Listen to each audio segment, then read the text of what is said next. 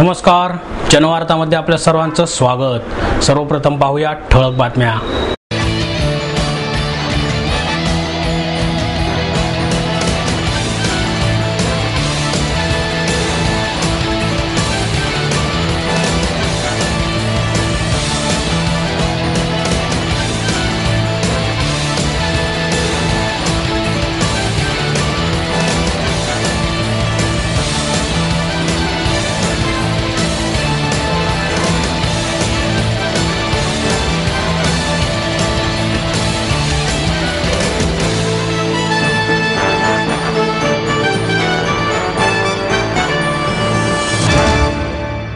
खराडी येथील पेट्रोल पंपावर दरोडा टाकण्याच्या तयारीत असलेल्या 3 जणांना येरवडा पोलिसांनी केले जेरबंद।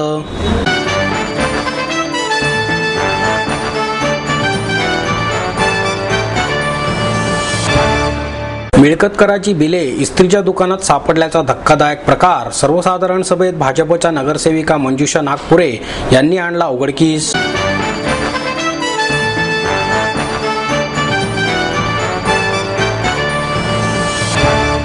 आणि नॅशनल हार्मनी 2012 या राष्ट्रीय पातळीवरील बहुभाषिक कला महोत्सवाचे उद्घाटन महापौर वैशाली बनकर यांच्या हस्ते संपन्न।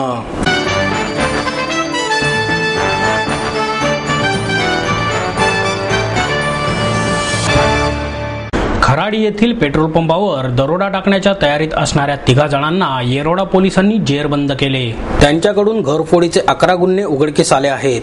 या आरोपींकडून चोरीतील 7,82,240 रुपयांचा मुद्देमाल हस्तगत करण्यात आला आहे। पोलीस उपायुक्त संजय जाधव यांनी पत्रकार परिषदेत ही माहिती दिली। ललित दीपक खोल्लम, आनंद गणपत जोरी आणि महेश राजू जाधव अशी अटक केलेल्या आरोपींची नावे आहेत। यातील खोल्लमवर घरफोडी, चोरी आणि वाहन चोरीचे 39 गुन्हे दाखल आहेत। जोरीवर अशाच गुन्ह्यांसोबत खुनाच्या गुन्ह्यासह 11 गुन्हे दाखल आहेत, तर जाधववरही यापूर्वी चोरीचा गुन्हा आहे।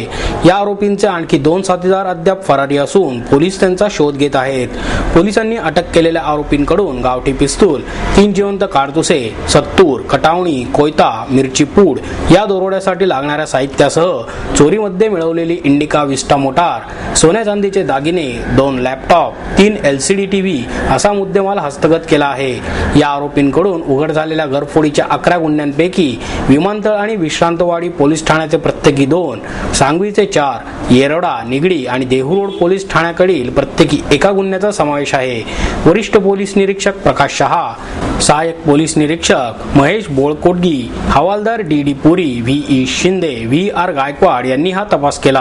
आमच्या इथं पेट्रोल पंप जो आहे विमाननगरच्या हद्दीमध्ये, तिथे काही चोरटे हे दरोडा टाकायला येणार आहे अशी आम्हाला माहिती मिळाल्यानंतर आम्ही तिथे सापळा रचला। आमचे PI शहासाहेब यांनी, त्यांच्या सहकाऱ्यांनी आणि आपला बोळकोटगी आमचा API जो आहे DBचा त्यांनी, आणि तिथे आम्ही 3 लोकांना पकडलं। 2 पळून गेले त्यापैकी। तर 3 लोकांपैकी जो खोल्लम म्हणून आहे, ललित खोल्लम आणि जौरी म्हणून जो आहे, या दोघांकडे तपास केलेला असता यांच्याकडे एक इंडिका कार, जी आमच्या इथनं विमाननगर पोलीस स्टेशनच्या हद्दीतनं त्यांनी रॉबरी करून नेलेली होती, एका चालकाला मारहाण करून पळून नेलेली होती। याच्या व्यतिरिक्त विश्रांतवाडी हद्दीतील एका घरामध्ये घुसून त्यांनी चोरी करत असताना एका महिलेला मारहाण करून 40,000 रुपये पळून नेलेले होते। याच्या व्यतिरिक्त अजून अशा 11 एकंदरीत गुन्हे आम्ही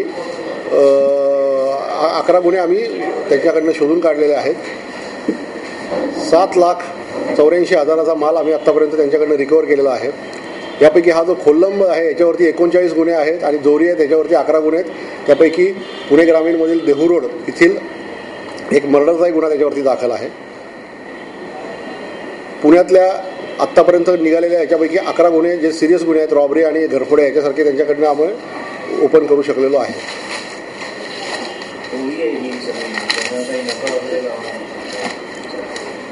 आत्ता आम्हाला हे मिळालेले आहे, 3 दिवस झालेले आहेत। याच्या पाठीमागं जे चालू होईल,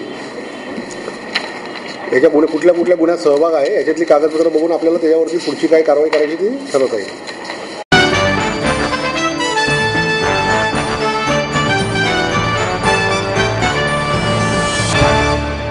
मिळकत कराची बिले इस्त्रीच्या दुकानात सापडल्याचा धक्कादायक प्रकार सर्वसाधारण सभेत भाजपच्या नगरसेविका मंजुषा नागपुरे यांनी उघडकीस आणला. पालिकेच्या हद्दीत समाविष्ट गावांमधील मिळकत कर धारकांना 10 पट कर लावले आहेत. त्यामुळे नागरिकांना विनाकारण भुर्दंड सहन करावा लागत आहे. याबद्दल नगरसेवक दिलीप बराटे यांनी सर्वसाधारण सभेत प्रश्न उपस्थित केला. ही चर्चा सुरू असताना मंजुषा नागपुरे यांनी हातामधील मिळकत करांच्या बिलांचा गठ्ठा उंच करून दाखवत हा गठ्ठा इस्त्रीच्या दुकानात सापडला, नागरिकांना बिले मिळत नाहीत, बिले वाटणाऱ्या एजन्सीवर प्रशासनाचे नियंत्रण आहे की नाही, त्या एजन्सीवर कारवाई करा असे नागपूर यांनी सांगितले. इस्त्रीच्या दुकानात हा गठ्ठा सापडल्याचे पाहता नगरसेवकांनी मिळकत कर विभागाच्या कारभाराचे वाबाडे काढले. जुनी बिले घेऊन कर भरावे असे आवाहन करण्यापेक्षा बिलांचे वाटप योग्य पद्धतीने होईल यासाठी प्रशासनाने प्रयत्न करावेत असे विकास मटकरे यांनी सांगितले. यावर खुलासा करताना आयुक्त महेश पाठक म्हणाले, गेल्या 1.5 महिन्यात 240 कोटी रुपयांचा मिळकत कर वसूल केला आहे. मिळकत करांवरील पत्ते अर्धवट असल्याने बिले वाटायला अडचण निर्माण होत आहे असे सांगत एजन्सीवर कारवाई संदर्भात काहीच वक्तव्य त्यांनी केले नाही.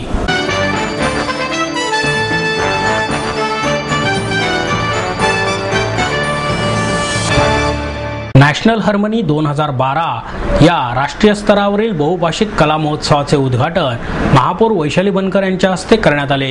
अभिनेत्री doctor Shama Vaidya, bank of महाराष्ट्राच्या माहिती विभागाचे मुख्य व्यवस्थापक रवींद्र देवकर, कटक येथील थिएटर मुव्हमेंटचे दास मोहपात्रा, राजस्थान येथील बंजारा थिएटरचे गिरिराज जेमिनी, अखिल भारतीय सांस्कृतिक संघाच्या अध्यक्षा रत्ना वाघ, सचिव हेमंत वाघ, संचालक कुमुद वाघ, संयोजक श्याम बुरके आदी यावेळी उपस्थित होते.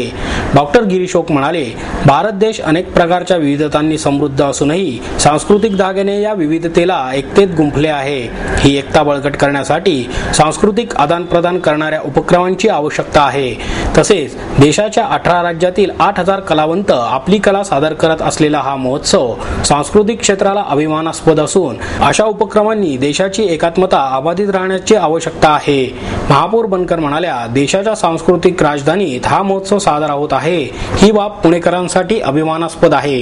हा महोत्सव 31 मे पर्यंत टिळक स्मारक मंदिर आणि SM जोशी सभागृहात सकाळी 9 ते रात्री 12 या वेळेत होणार आहे.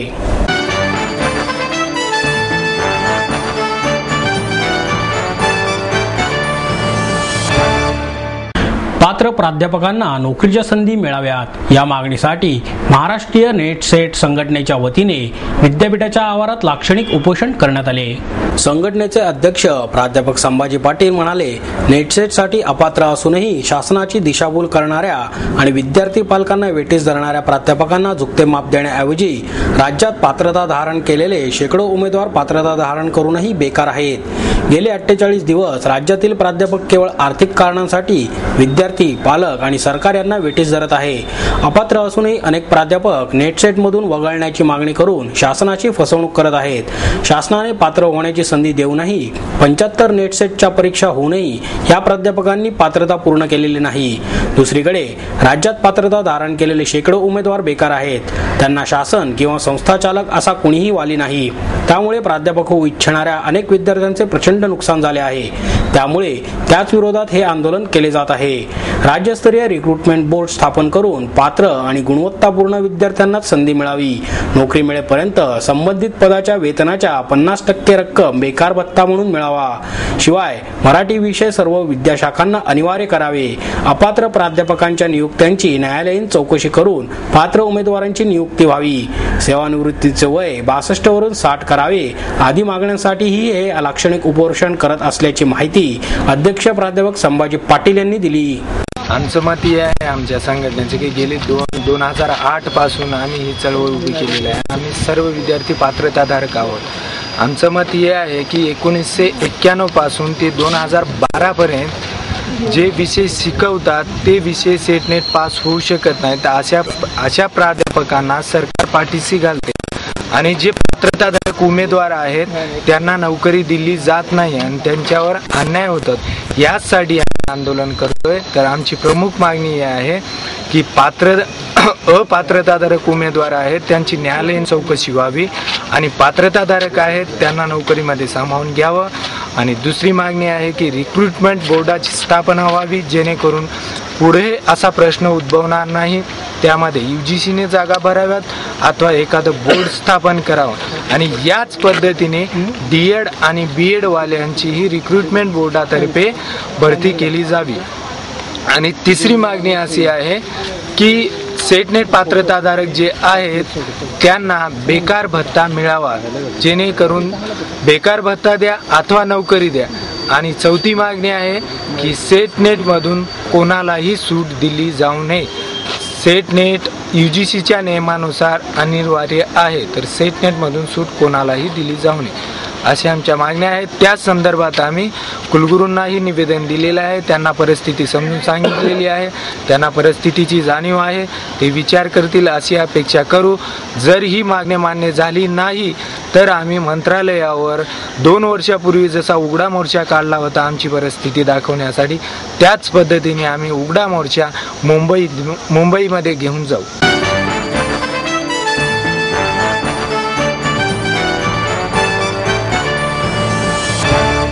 शहरातील सर्व नाले मूळ प्रवाहासह पावसाळ्यापूर्वी पूर्ण क्षमतेने कार्यान्वित करण्यात येतील, असे आश्वासन महापालिका आयुक्त महेश पाठक यांनी दिले. पावसाळा सुरू होण्यापूर्वी लष्कराच्या हद्दीत येणारे नाले आणि रस्त्यांच्या कामांना प्राधान्य देण्यात येईल, अशी माहिती महापालिका आयुक्त महेश पाठक यांनी मुख्य सभेत दिली. यात प्रामुख्याने विश्रांतवाडी, लोहगाव, औंध परिसरातील नाले आणि रस्त्यांचा समावेश आहे. तसेच शहरातील सर्व नाले मूळ प्रवाहासह पावसाळ्यापूर्वी पूर्ण क्षमतेने चालू करण्याचे आश्वासन पाठक यांनी यावेळी दिले.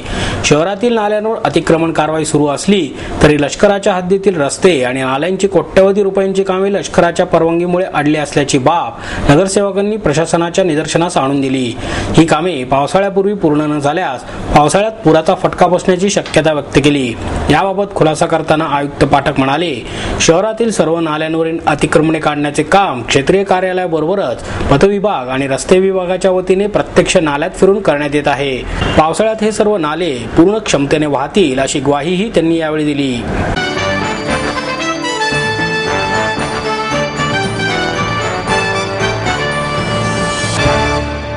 निवेदिता प्रतिष्ठानच्या वतीने पॉवर लिफ्टिंग स्पर्धेतील खेळाडूंना मदत देऊन त्यांचा सत्कार करण्यात आला. नवरेश पंडोल यांचा निवेदिता प्रतिष्ठानच्या वतीने अतिरिक्त पोलीस महासंचालक प्रकाश पवार यांच्या हस्ते पत्रकार भवनात सत्कार करण्यात आला. तसेच कॅनडा येथे होणाऱ्या आंतरराष्ट्रीय सौष्ठव स्पर्धेसाठी जाणाऱ्या अजित थोपटे याला प्रतिष्ठानच्या वतीने प्रेसिटेक इंडस्ट्रीजच्या माध्यमातून 21,000 रुपयांची मदत देण्यात आली. यावेळी प्रतिष्ठानच्या अध्यक्षा ॲडव्होकेट अनुराधा भारती आणि इतर मान्यवर उपस्थित होते. राष्ट्रीय स्तरावरील स्पर्धक मुलींना सरावासाठी शहरात योग्य मैदान उपलब्ध नाही. मैदानाअभावी त्यांना अडचण येऊ नये म्हणून येरवडा कारागृहाजवळील मैदान उपलब्ध करून देण्यात येईल अशी घोषणा पवार यांनी केली. औरंगाबाद येथे डिसेंबर 2011 मधील राज्यस्तरीय तसेच चंद्रपूर येथे जानेवारी 2012 मधील राष्ट्रीय स्पर्धेत सतीश पै यांनी सुवर्ण पदके पटकावली.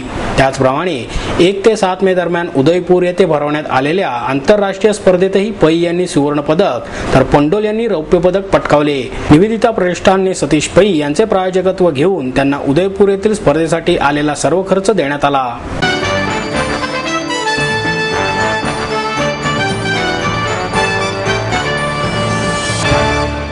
माजी पंतप्रधान स्वर्गीय राजीव गांधी यांच्या 21व्या पुण्यतिथी निमित्त डॉक्युमेंटरी फिल्मचे आयोजन काँग्रेस भवन येथे करण्यात आले होते.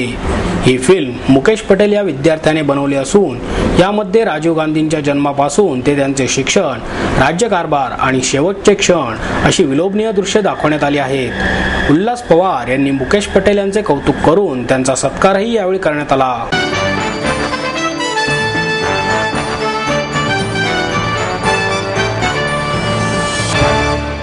आणि याबरोबरच हे बातमीपत्र संपलं. भेटूया उद्या याच वेळी. नमस्कार.